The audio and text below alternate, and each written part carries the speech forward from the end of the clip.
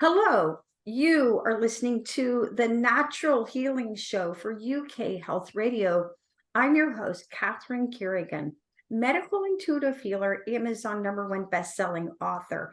You can find out more about me and my work at catherinecarrigan.com and unlimitedenergynow.com. While you're there, definitely sign up for my newsletter so you can discover how to heal yourself naturally.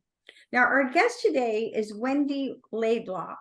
Wendy Laidlaw is the author of How I Ended My Endometriosis Naturally Without Painkillers, Drugs, or Surgery. You can find out more about Wendy Laidlaw and her wonderful work at her website, healendometriosisnaturally.com. Welcome, Wendy Laidlaw. Thank you, Catherine. It's great to be here.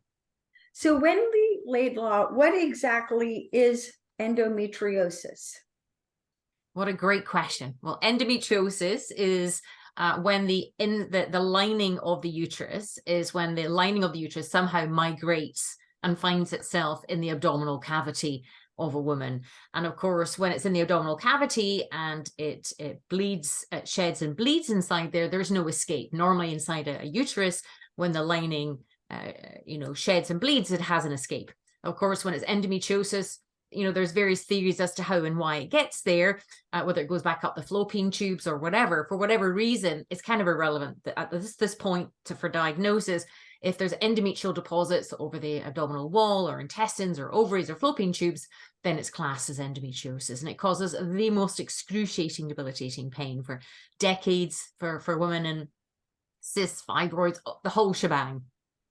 So Wendy Laidlaw, what are the primary causes of endometriosis? Well, again, there's a lot of theories out there. I guess, as it's like, why would the inside of the lining of a uterus migrate and find its way outside of that? There's a lot of kind of perhaps new age kind of feelings about it. Is it because the wandering womb, it goes back to Aristotle and all these kind of things? Or is it just, again, retrograde menstruation that deposits and finds itself in the abdominal cavity and other areas of the body, even being found in the lungs and things like that as well? But kind of, why is the immune system not mopping up these displaced endometrial tissues? So, we don't really know whether it's hereditary. I mean, my mother had it, and my daughter looked like she was going to have signs of having it, but because obviously we've learned about how to put it into remission, she's able to take the tools and the information now and again, understand like what I refer to as the 5 Ps, 5 poisons of what could actually exacerbate or increase the potential for endometriosis in a woman. So you just mentioned there's 5 Ps or 5 poisons that could possibly be causes of endometriosis. What are the 5 Ps that in your experience cause endometriosis? Well, again, if you go back to the bare basics of our body has all these amazing systems, like, digestive systems and immune systems and nervous systems. And of course, our body is always designed to regenerate and repair and heal itself. So if that's not happening, then why? So I concluded that it was probably 5 poisons or 5 Ps. The first P being produce or food. There's so many toxic foods out there nowadays. There's so many E numbers and preservatives and crops being sprayed. In fact, I heard a stat the other day that something like 80 million bird species have lost. It's been since the 1980s. I mean, it just makes you kind of like feel quite ill for nature. So our bodies are being bombarded every day. And of course, a lot of the time, we're not even aware of what comes into our body. So that's the first P.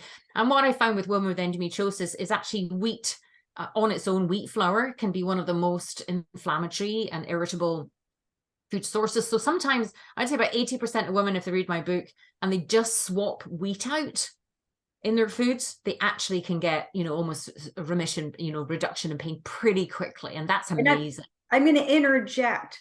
One of the things that we know from scientists is that in Western society, that the way wheat is harvested, it gets sprayed with Roundup, also known as glyphosate, which is a known neurotoxin. Yeah. So if you're listening to this broadcast, you may say, well, my doctor's tested me and I'm not allergic to wheat. You may not be allergic to wheat, but everyone reacts to glyphosate, which is, again, it's a known carcinogen. So, and wheat is a primary pro-inflammatory food.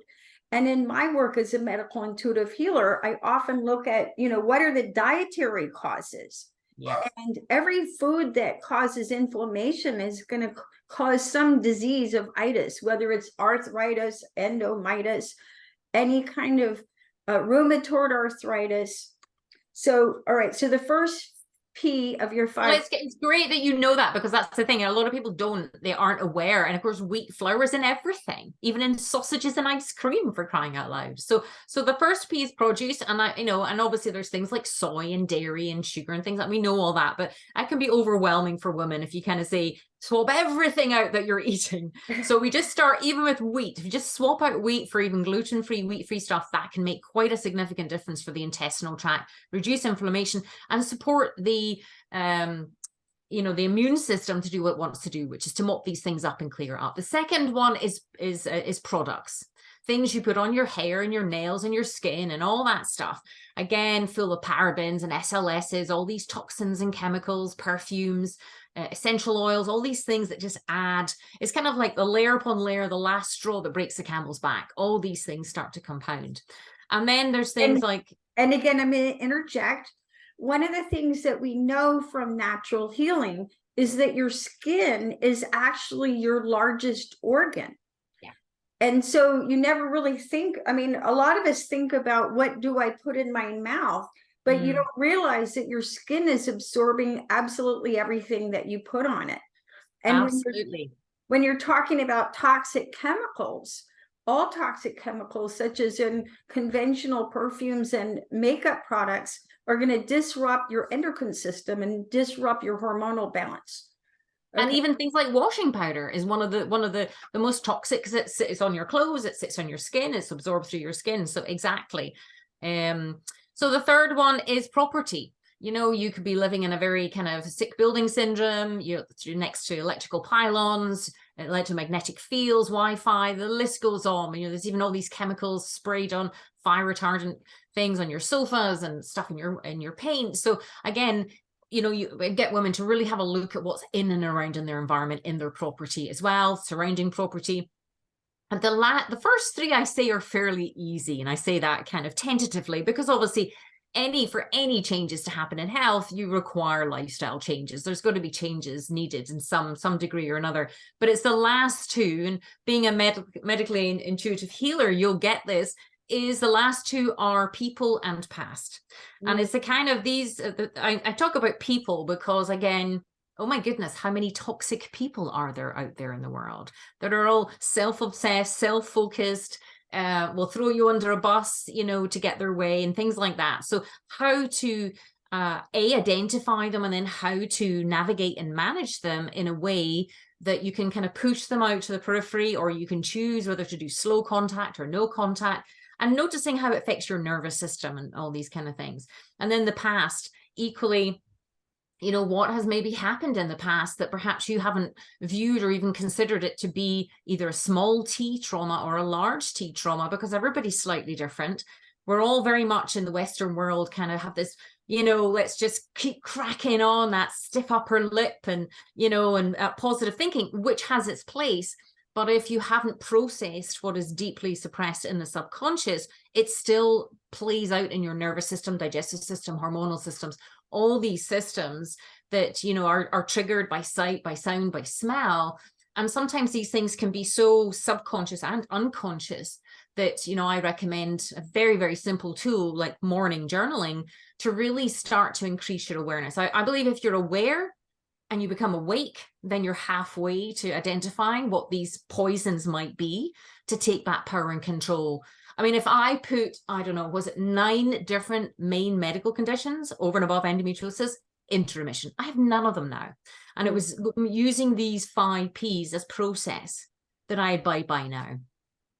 Fabulous, fabulous information, Wendy Laidlaw. And I want to go back to what you were saying about your property. Here at the Natural Healing Show, we've done shows about organic gardening. I'm Mm. a little garden club. There's probably 28 members. My garden has been organic, for, I don't know, 28 years. However, in this garden club, it's shocking to me how many members have gotten cancer because of Mm. all the chemicals they're actually using in their garden. And they think, oh, I'm doing something really healthy. I'm out there gardening. And yet it's, what are you putting on your garden, or what are you not putting on the garden? And Yes, it's a really good point, isn't it? Yeah. yeah, I have an absolutely drop dead gorgeous garden, and there's no toxic chemicals in it. Amazing. Now, Wendy Laidlaw, can endometriosis affect a woman's fertility? Absolutely. Yeah. I was told I would never have any children because endometrial deposits can maybe attach themselves to the fallopian tubes or the ovaries and cause cysts and things like that. They can interfere with your fertility. And a lot of women maybe don't necessarily make the connection between infertility and endometriosis, because sometimes endometrial deposits, even if women do get surgery, you have to have a very trained eye to be able to identify them. So a lot of women go through IVF treatments and things like that, or gone through, decades of trying to get pregnant. I'm very pleased and proud to say that we've had 26 what we call endoboss babies, because the women that come through my programs are referred to as bosses of their endometriosis and endoboss.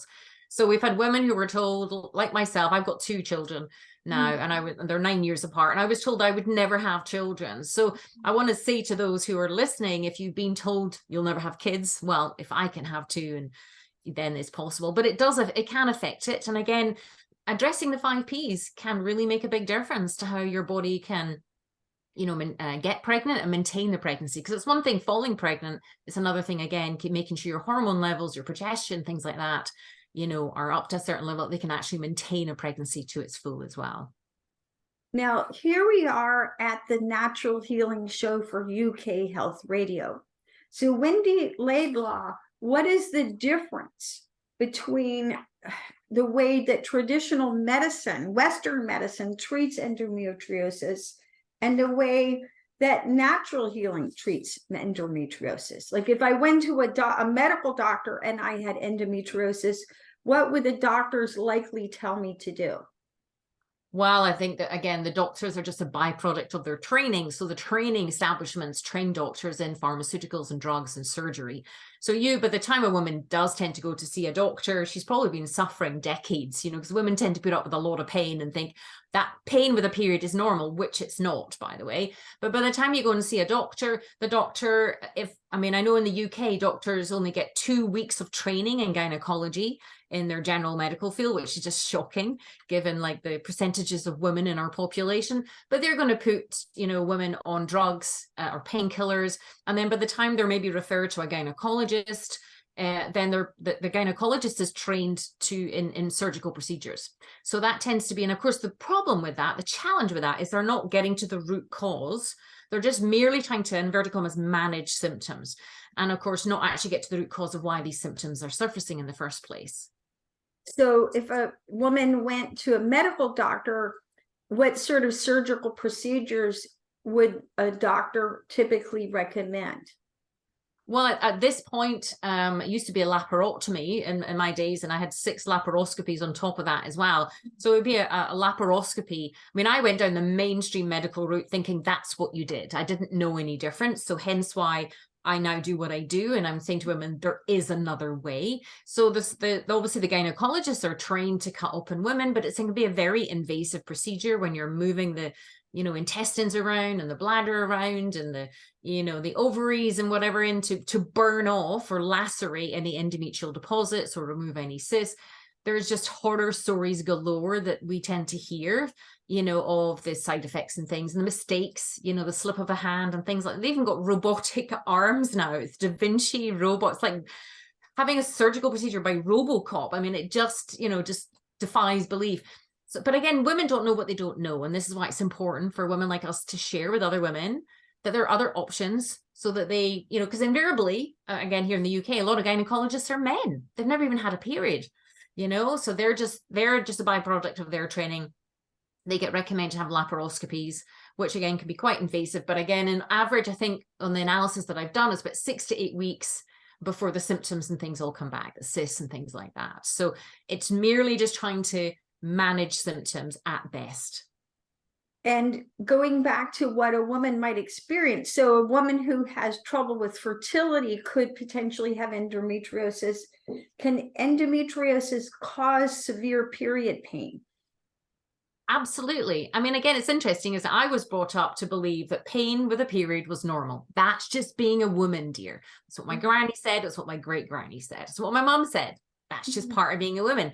But when you consider the fact that now I have zero pain, zero signs, zero symptoms, nothing, all my clients do the same, you're lucky if you have a 2 to 3 day period and it's a non-event. I love it when my clients go, it just kind of crept up in me and I didn't even know it was coming. Whereas normally with painful periods, you know, probably your half of your month is in pain of some sorts, or you're flooding, or you're clotting, or you're cramping, or there's just a whole host of pain that women are living in. So I think when women recognize from the very beginning that pain is not normal, that is your body's way it's trying to communicate to you in some way, shape, or form, then that kind of shifts the perspective. I think, as I said earlier, a lot of women just put up and shut up with the pain and they think that's normal. So by the time they do reach out, they're being, drained and pained for probably a good number of years. And with that, let's take a break and listen to a message from one of our commercial sponsors here at UK Health Radio. I'm your host, Catherine Carrigan, medical intuitive healer, Amazon #1 best-selling author, and we'll hear more from Wendy Laidlaw about how to heal endometriosis naturally.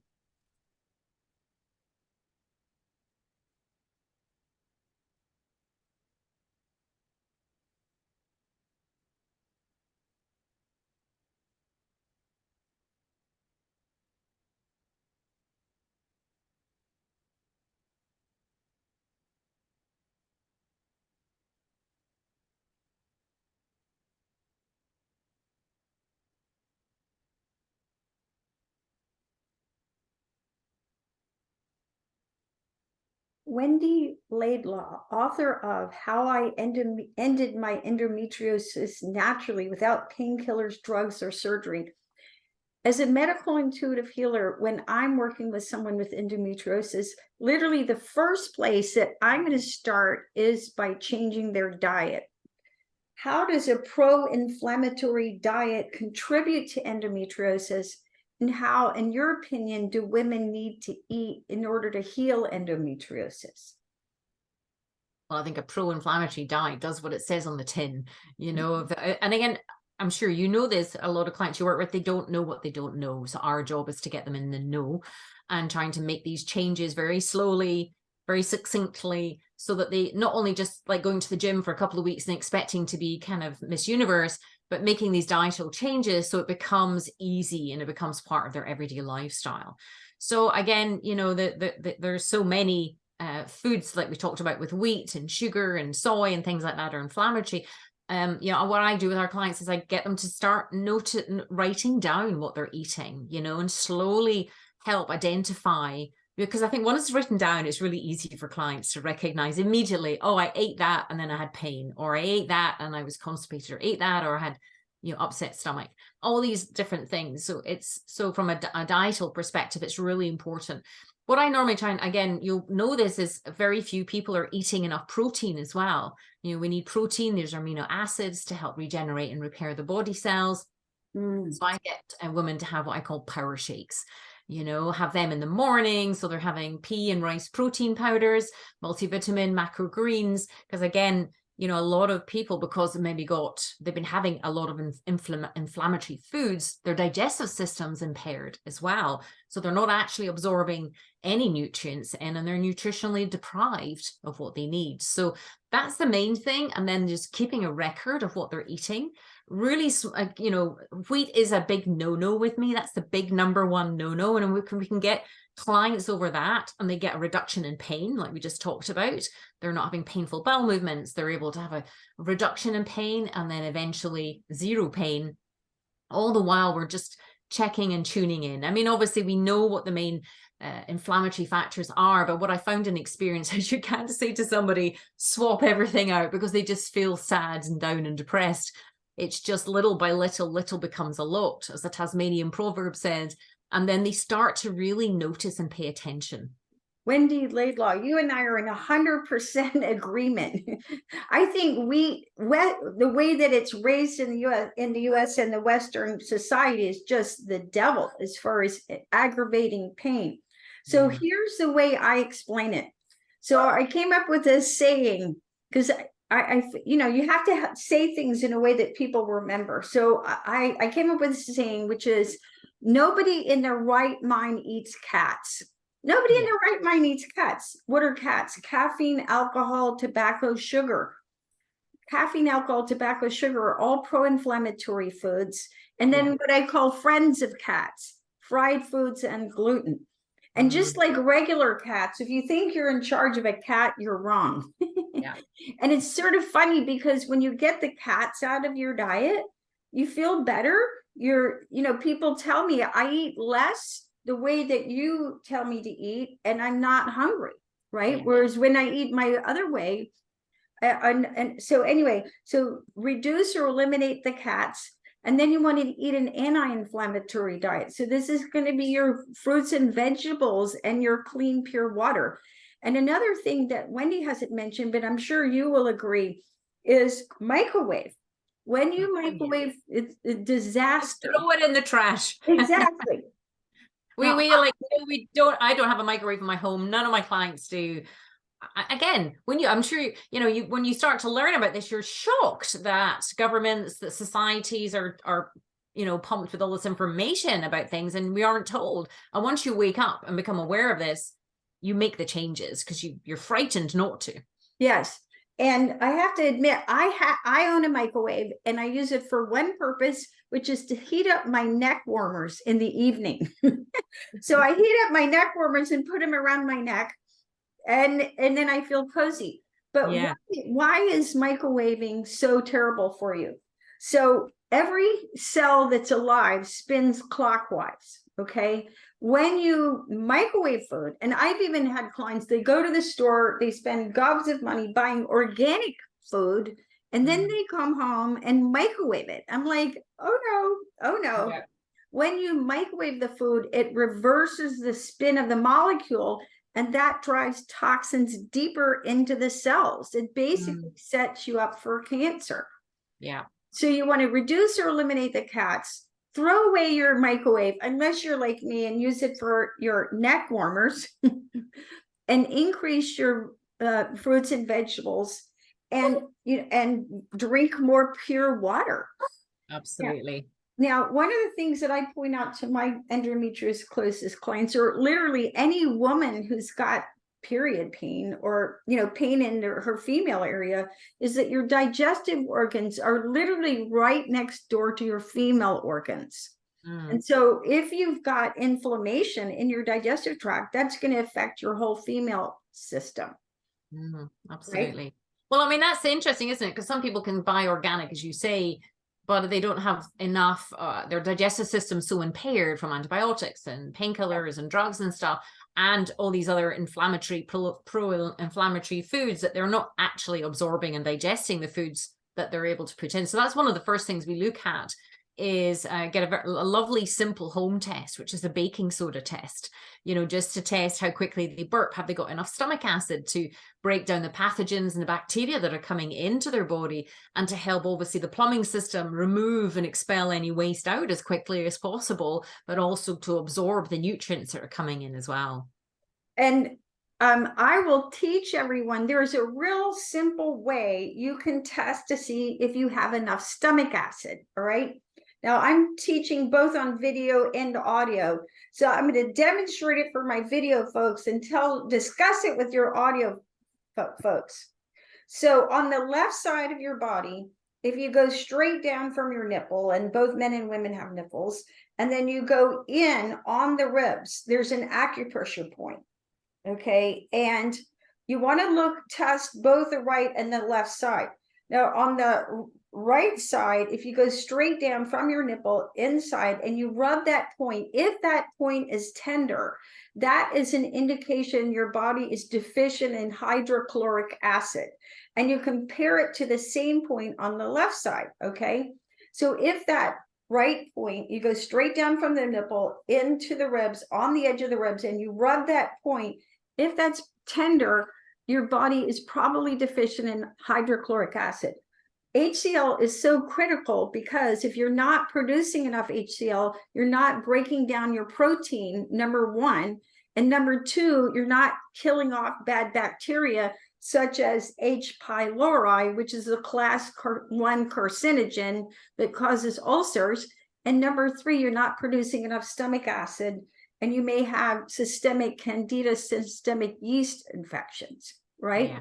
So, but tell us, you use a baking soda test for stomach acid. How does the baking soda test work? Well, it's quite fun, really. Well, for the Candida test, I get my clients just to spit in a glass of water in the morning before they've drunk and eaten anything, and just see if there's any strings hanging down. And then for the baking soda test, the test, you know, is how quickly you put a teaspoonful into a glass of water, drink the baking soda in the water, and then you time your watch as to how quickly you burp. You're supposed to burp straight away, and that means you got enough acid. We're supposed to have enough stomach acid to dissolve a razor blade. I mean, I don't know who, I hope nobody tested that internally and it was just done in a lab, but we're supposed to have enough stomach acid. And of course, the problem is that these days we don't. But the baking soda test, and of course, if you're burping, I mean, some women just don't burp at all. And again, you know, that's where obviously either digestive enzymes with a little bit of betaine hydrochloric and or supplementation with betaine hydrochloric as well. And again, over time, it's amazing how quickly their body can rebalance and, you know, start to regenerate the acid that it needs to do the digestion. And of course, that helps the whole plumbing system. They have regular bowel movements. They're not constipated anymore, all these sort of things. So that's quite a fun wee test to do at home. So Wendy Laidlaw, from your years of experience helping women heal endometriosis naturally, you've developed what you call the Laidlaw protocols. Can you give us an overview? What are the Laidlaw protocols for healing endometriosis naturally? Sure. Well, the Laidlaw protocols are a combination of the 5 Ps. So looking at the produce, products, property, people, and past, and also incorporating what I call the 3 daily basics. And I think these are the core foundational elements, which is the number one is journaling in the morning. You know, the person that knows you the best is you. It doesn't matter who it is, what coat they have, what numbers they have after their, you know, their name. It's learning to trust your inner instincts, your inner intuition, connecting with yourself. And how do you do that? It's really challenging in this day and age with all this pressure and noise out there. So the first daily basic is to, as you wake up in the morning, you're still like not fully conscious yet. You're still able to tap into the subconscious elements of your brain. And that allows you just to hear other, what I refer to as parts of you, other psychological parts who, you know, different parts of your brain as well, your subconscious elements, and just do your flow of thought. You know, like, oh, that bin man annoyed me yesterday. Oh, I really need to get the, you know, the cat some cat litter, or whatever it is, or oh, I didn't sleep very well, or I had an amazing sleep. Just literally a flow of thought. And it's 3 A4 pages just of kind of like a brain dump, really. And what that does is it not only allows you to sort of tap into kind of deep elements that may be kind of lurking there that you weren't even aware of, but it allows you to free yourself up for the day, you know, and actually get a clear head. So that's number one. Number two is your power shake, making sure that second, as soon as you've done your journaling, you have your power shake. 2 tablespoonfuls, one tablespoonful of rice protein, 1 of pea protein, gives you that nice balance of amino acids, macrogreens, multivitamin and minerals. And then, you know, you can, some women, you know, as they're moving through, they'll add in, you know, have green juices mixed in with that and things as well. So they're really setting themselves up with everything that they need for the day. And I'm going to interject, because a big mistake that I see with so many women with power shakes is they use soy protein. Oh my goodness, like, exactly. Oh, and again, Wendy, we're not saying like, soy no. or whey. No whey and no soy, because they're very inflammatory. Yeah. Yeah. So, and one of the things, again, that I explain, in the US, soy is not even treated like a food crop. And so it gets sprayed with everything. And most of the soy proteins are, you know, are created from the byproducts of soy oil processing. So again, Wendy Laidlaw and I are both so agreeing. So, and it's going to disrupt your estrogen. I tell women, only do soy protein shakes if you want fibroids and fat thighs. Go for it if you want to. Otherwise, don't do it. right? Absolutely, absolutely. But that's the thing, isn't it? And it's such a shame. There's so many mixed messages, and it's the people who shout the loudest that tend to get heard. And and it's not for lack of information these days, is it? There's a wash. I mean, billions of trillions of pieces of information. But obviously, what we're bringing are the pieces of information that work to get results for women with endometriosis, and that's key. It's sifting out what is just pressure and noise, and this is where it's a big thing for me, is to help women to connect to themselves, their body, their emotions, because I'm just a guide, to help them come back to themselves. I'm not here to dictate. I'll guide, I'll make suggestions and things. But it's really important for the woman to understand herself, and that I think is the greatest gift, because when we part ways, I know I get emails and messages years later that they're still in remission and they've had another baby and things like that. So that's where because that's what we're here to do, is to help people make these, not only the initial changes, which can be challenging, but set it up so that it becomes easy for life. So the 3 daily basics: journaling, a power shake, rice-based protein, not soy, not whey. And what's the third daily basic? What I call a power nap, meditation, rest, relaxation in the afternoon. And it's very different, because a lot of people do meditation things in the morning, which is awesome. But if you think like our mobile phones, our batteries drain in our mobile phones with usage. It's the same with our cells. So, what I suggest is kind of like after lunch, maybe 2 to 3 o'clock in the afternoon, people just either go and sit on a park bench, ideally lie down on their bed if they're working from home, just turn everything off, put eye mask on, put bilateral, binaural beats, like Kelly Howell's an amazing, she's got a whole range of beautiful meditation guided, just music stuff. And it is amazing what that can do for the body. It's like literally plugging the body into an electrical socket and charging it. Now, depending on how ill women are, or what's been showing up in their body, normally determines how long I recommend they do it in the afternoon. And especially if women are in chronic pain and they're not sleeping at night. So I would say minimum kind of 30, start off with 15 minutes, then progress to 30, and ideally do like an hour, and you'll be able to get so much more from your body from a prolonged period of time. I mean, all these things, by the way, I still do to this day.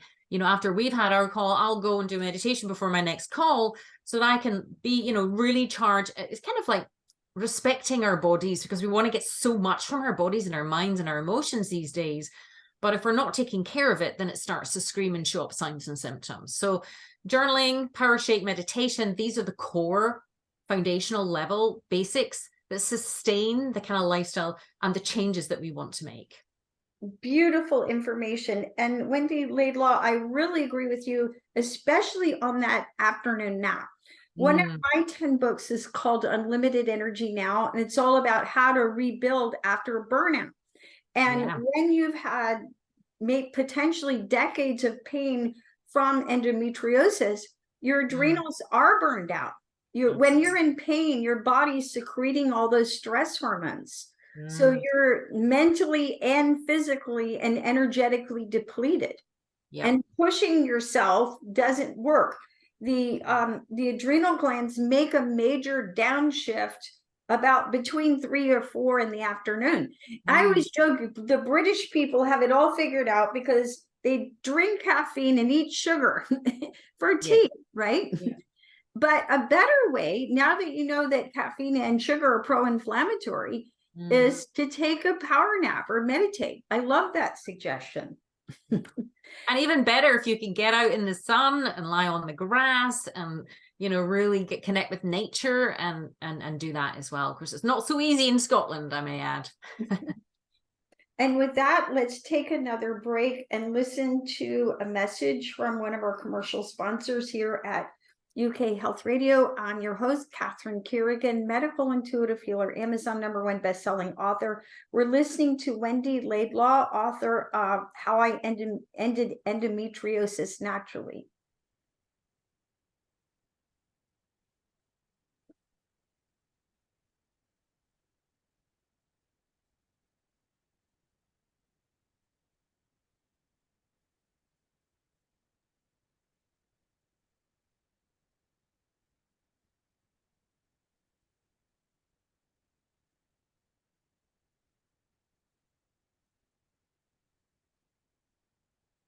So Wendy Laidlaw, you teach women how to heal endometriosis naturally.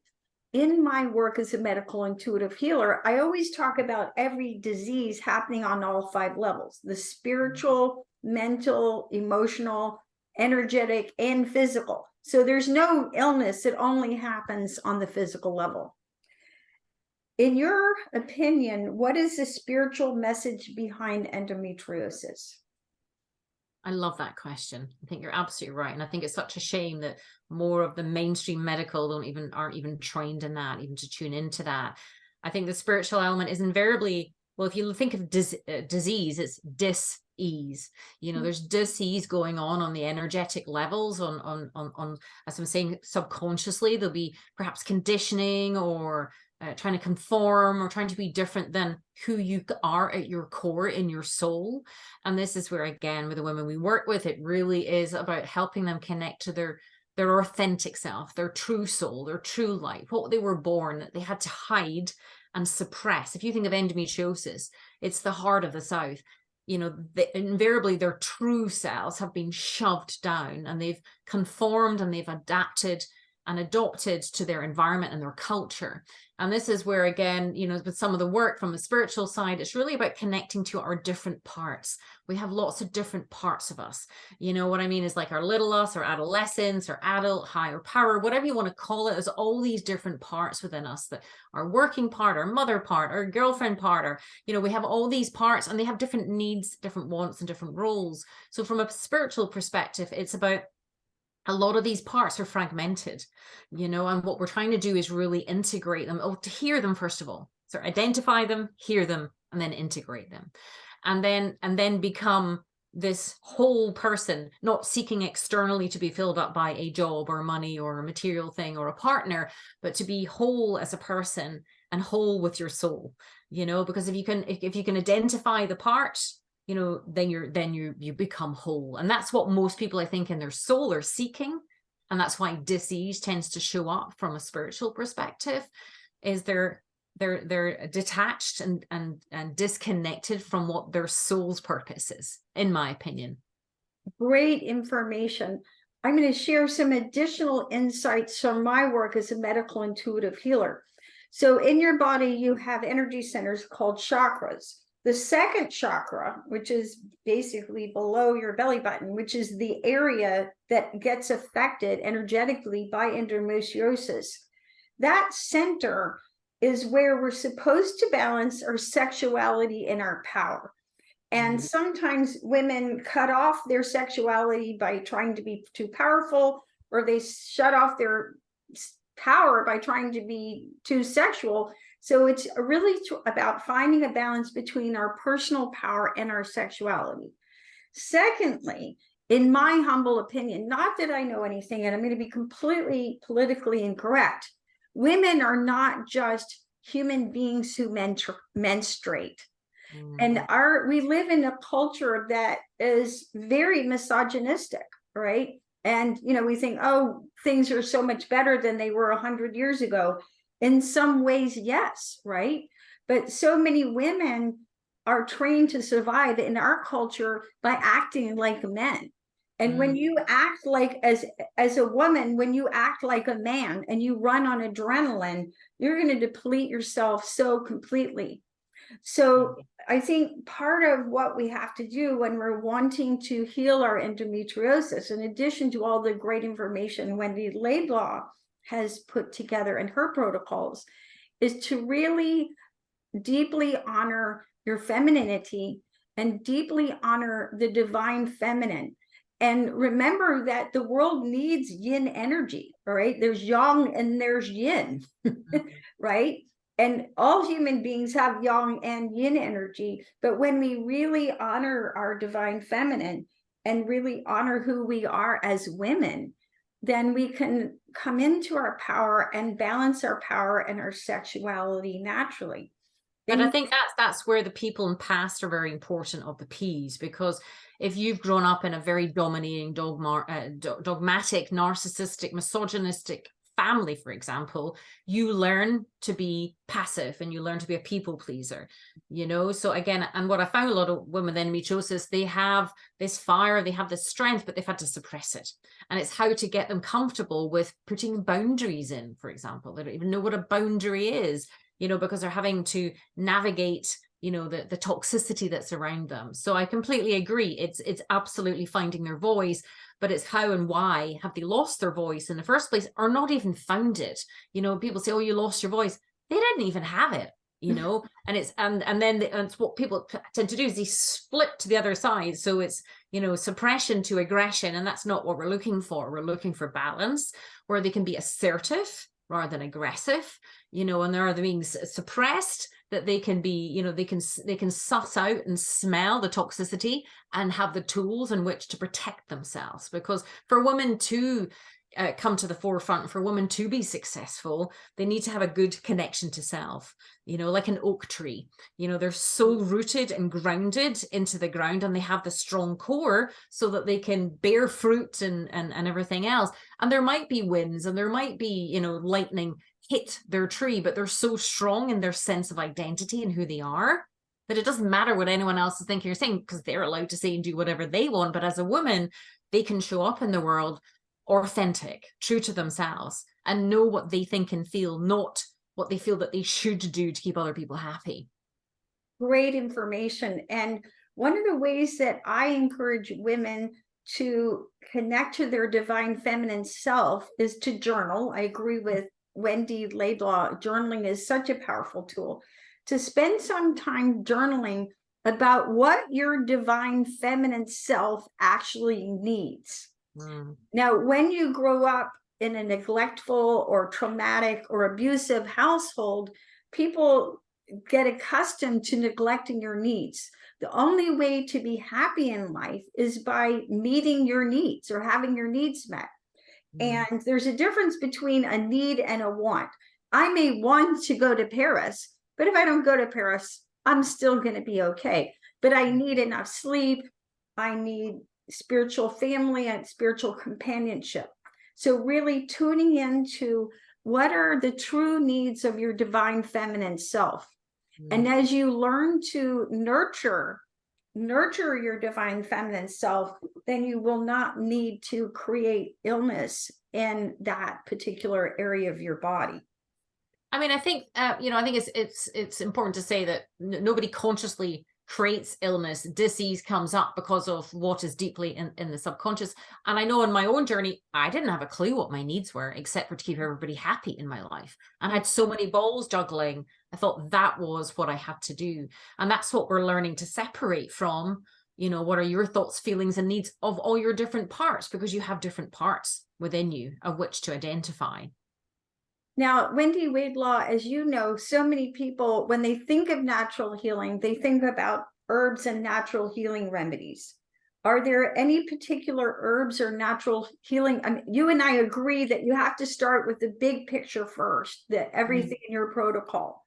But in addition to this Laidlaw protocol, are there any herbs or natural healing remedies that you recommend for endometriosis? Yeah, I mean, I've listed them all in my book, but I think there's two main ones that I would recommend to women, especially for inflammation. And interestingly enough, in the UK and Europe, it's just been how have they classed it? Not banned, but they've removed it for sale, but then introduced it into the medical centers, which I won't get on my soapbox about, but you can still get it in the USA. But it's called serapeptase, which is a wonderful natural inflammatory that, you know, that works with the body to help reduce inflammation, irritation, especially in the intestinal tract, but also things like cysts and adhesions that can come from surgical procedures. And is wonderful at, you know, reducing inflammation. Another one is DIM, and it's kind of the extracts, you know, from your cruciferous vegetables and things. And again, you know, we're still okay here in the UK to get it, but it's a wonderful, it helps to metabolize any excess estrogen or the estradiol, the kind of, in inverted commas, the bad estrogen, and helps to balance the good estrogens again as well. So these are the two main ones. I'd suggest that with any woman, if she's got endometriosis and lots of irritation, inflammation, or in pain, to start super slowly. That's the biggest challenge. Is if you're anything like me, I started to zoom, take everything, and I didn't know what was working and what wasn't working. So the mantra I use is slow is fast. So when you're introducing anything like that, you do so very slowly, at a time, over a couple of days. See how your body responds. How's your body feeling to this before you introduce anything else. So don't go rushing off and start taking these supplements and millions of other ones. You really want to try and rest your digestive system as much as possible, swapping, as you're saying, the big pictures, looking at your food, what's coming in, on, and around your body. And then things like serrapeptase are wonderful. I mean, I think in Germany and in Japan, they've been using serrapeptase in the medical realm for about 35 years. So there's loads of documented studies on it. There's another great supplement called Myomin. Again, lots of documented studies, clinical trials validating its effectiveness for reducing fibroids and cysts. But don't go rushing out and just take all these things at once. Just start slowly introducing these things. And again, I agree with you about serrapeptase and DIM. And there's some other natural things you can do. Turmeric is wonderful for anti-inflammatory, and you can include it in your cooking. You want to be careful you don't take too much at one time. I've done that. Also, omega-3 fish oils are naturally anti-inflammatory, right? So those are things. And ground flaxseed. And I always talk about the difference between ground and whole. So ground flaxseed is going to be a little bit easier on your digestive system. Ground flaxseed will pull bad estrogens out of your body. And I find with the women I work with that flax seeds are too inflammatory even when they're ground. So we actually remove them completely. Once they're out of pain, if they want to experiment a little bit, fine. But for a good year, we remove things. It's just too abrasive. It just causes I think because their bodies have only had the painkillers, drugs, antibiotics, in my experience. To be fair, by the time women reach out to me, they're in a really bad way. So we actually don't recommend flax seeds at all from our end. Yeah. So again, you've got to know where you're at. And as you say, once you're out of pain, flax seeds actually are scientifically proven to pull bad estrogens out of the body. So Wendy Laidlaw, thank you for your wonderful information and your contributions to women with endometriosis. Any final thoughts for our audience? I think wherever you are on your journey, just never give up. It's never really a straight road. And I always say it's not an easy journey to put this condition into remission. It's complex. The condition is complex by nature. And there's all these probably other signs, symptoms, conditions, and diseases as well as. So just do one day at a time, focus on one thing at a time, recognize you're in for the long haul, but you can do it. If I can come back from being totally bedridden for 2.5 years, near total organ failure with like 9 different diseases that I was told I was going to die from, if I can come back from there and be as healthy as I am now, I've helped over 100 women personally, tens of thousands. I'm a #1 bestseller 3 times in the USA and UK with my books. Other women are getting these results too, then they can as well. But just, it's managing the expectations is really important. Be super kind to yourself, track your progress. It's going to be slow. We're in a world of quick fix. We're all guilty of looking for that quick fix, but it doesn't happen quickly. It takes time, but the body can respond super quickly in relative terms. So give yourself at least 3 to 6 months to expect to see the changes or start to feel changes, but just to never, ever, ever give up, as Winston Churchill would have said. You've been listening to the Natural Healing Show for UK Health Radio. I'm your host, Catherine Carrigan, medical intuitive healer, Amazon #1 bestselling author. You can find out more about me and my work at catherinecarrigan.com and unlimitedenergynow.com. While you're there, definitely sign up for my newsletter so you can learn even more about how you can heal yourself naturally. And you can listen to the Natural Healing Show on UK Health Radio all over the world, wherever podcasts are available. Our guest today is Wendy Laidlaw, author of How I Ended My Endometriosis Naturally Without Painkillers, Drugs, or Surgery.